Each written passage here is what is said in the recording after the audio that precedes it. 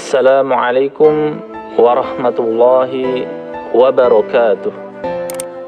Alhamdulillah, wassalatu wassalamu ala rasulillah wa ala alihi wa sahbihi wa man walah, amma ba'd. Pendengar yang dirahmati Allah subhanahu wa ta'ala, alhamdulillah, puji syukur kepada Allah subhanahu wa ta'ala.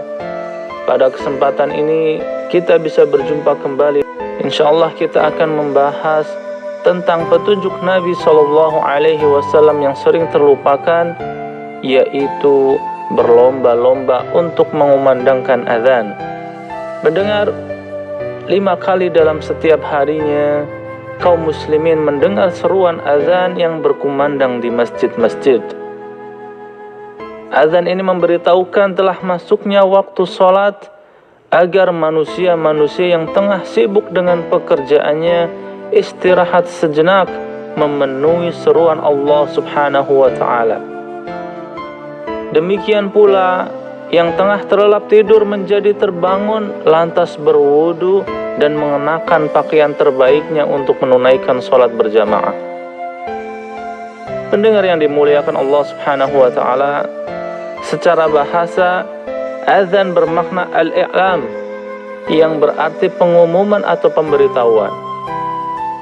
Sebagaimana firman Allah subhanahu wa ta'ala di dalam Quran surat At-Taubah ayat yang ketiga, A'udzu billahi minasyaitonir rajim, wa adhanun minallahi wa rasulihi ilan nasi yawmal hajjil akbar, annallaha bari'um minal musyrikin wa rasuluh.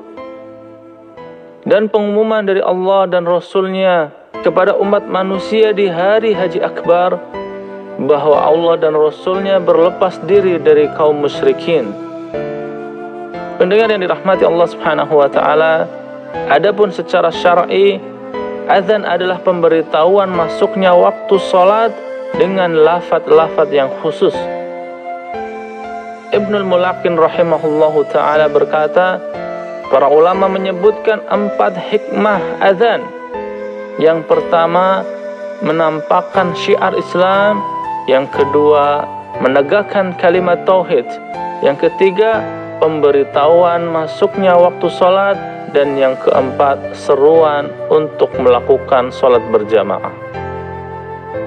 Pendengar yang dirahmati Allah subhanahu wa ta'ala, salah satu tanda sempurnanya syariat Islam ini adalah memberi dorongan kepada umatnya untuk melakukan ibadah dengan menyebutkan keutamaan ibadah tersebut.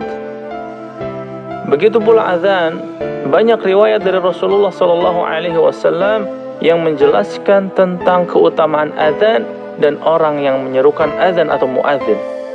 Di antaranya yang pertama, azan dapat mengusir setan.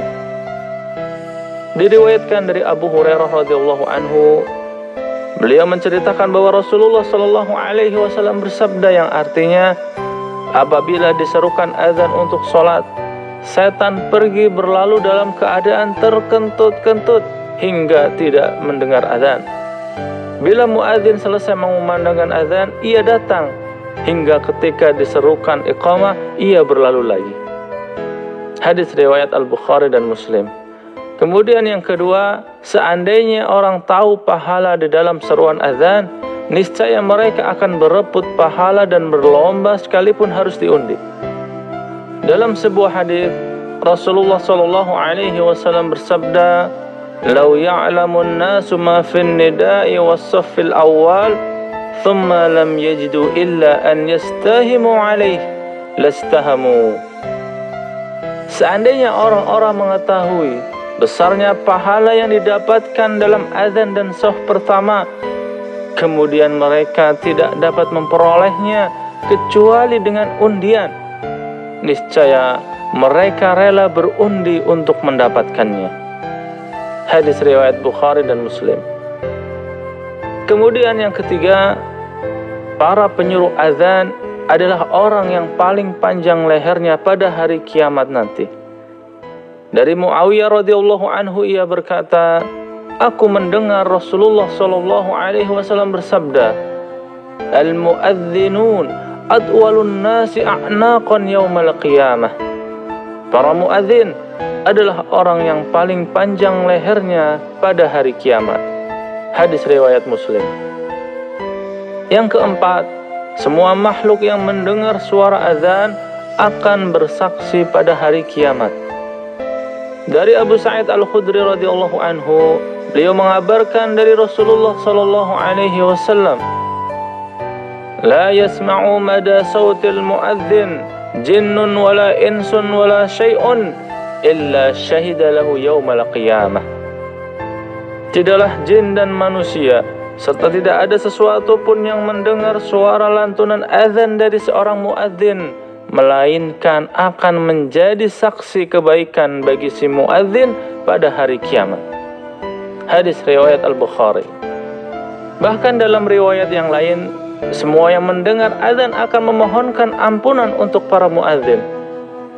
Dari Ibnu Umar radhiyallahu anhuma berkata bahwa Rasulullah sallallahu alaihi wasallam bersabda, "Yughfaru lil muadzin muntaha adhanihi wa yastaghfiru lahu kullu radbin wa yabisin sami'ah." Diampuni bagi muadzin pada akhir azannya, dan setiap yang basah ataupun yang kering yang mendengar azannya akan memohonkan ampun untuknya. Hadis riwayat Ahmad. Kemudian Rasulullah sallallahu alaihi wasallam juga mendoakan untuk para imam dan muadzin. Beliau sallallahu alaihi wasallam berdoa, "Allahumma arsidil a'imma waghfir lil muadzinin." Ya Allah, berikan kelurusan bagi para imam dan ampunilah para muadzin.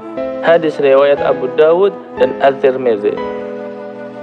Aisyah radhiyallahu anha juga berkata, "Aku pernah mendengar Rasulullah sallallahu alaihi wasallam bersabda yang artinya, imam adalah penjamin, sedangkan muadzin adalah orang yang diamanai. Semoga Allah Subhanahu wa taala memberikan kelurusan kepada para imam dan memaafkan para muadzin." Hadis riwayat Ibnu Hibban. Pendengar yang dirahmati Allah Subhanahu wa taala, demikianlah yang disebutkan di dalam hadis-hadis tersebut.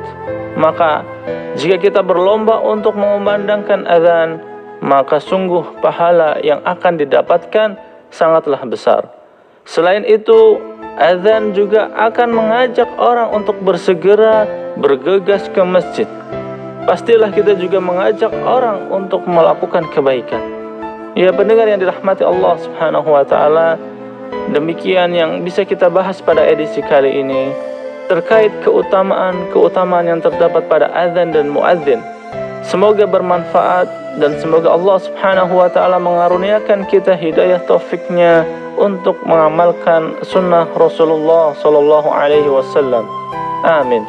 Wallahu ta'ala a'lam. Wassalamualaikum warahmatullahi wabarakatuh.